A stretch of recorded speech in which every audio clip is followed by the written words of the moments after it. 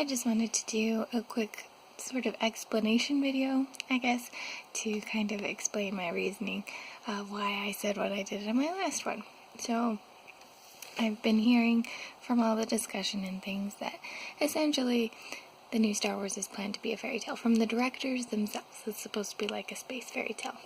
And so, people, despite that, have been complaining that the Reylo relationship is still like abusive and unhealthy and things like that.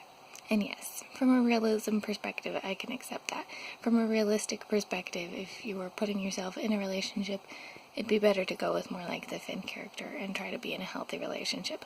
However, redemption arcs to me seem like a very fairy tale thing. And along with that, I'm also a Christian, specifically a member of the Church of Jesus Christ of Latter-day Saints, LDS, Mormon, all those things, if any of those names mean anything to you.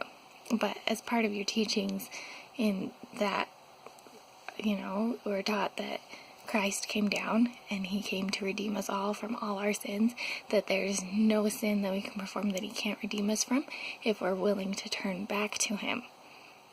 So, for me, if you look at it from like a gospel perspective, it's actually really cool to have Reylo as a thing, and to think that, hey, even though Kylo's been to this really dark place, he's essentially committed patricide and all of that yucky stuff, all those dark things, that even with that, he can still be redeemed and be seen as having some good in him. And I think that's a really cool message.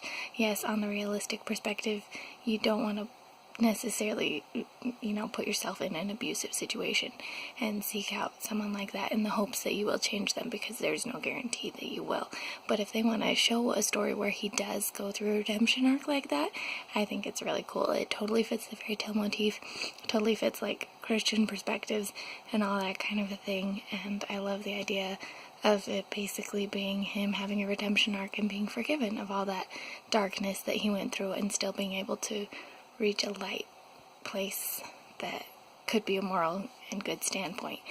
I really like the hope for it for all of us, that yes, we all make mistakes, big, little, whatever, but if we're willing to turn around to the light, that it's still a good thing. So that's basically a large part of why that argument doesn't work for me, that I think stories are meant to teach us things like that yes, doing these bad things, obviously bad, but that there is redemption, there is hope, there is the possibility of change, and I think that's a really cool message if that's what they're trying to descend. So that's part of why I really hope that Reylo becomes a thing, and that Kylo is redeemed in the end, and gets to have that cool switch of sides.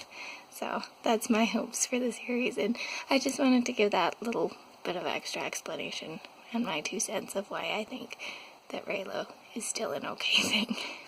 But yeah, leave comments down below if you have anything to add to the discussion. I know it's a very brief little thing that I've said, but that's basically my addition to all the analysis about it.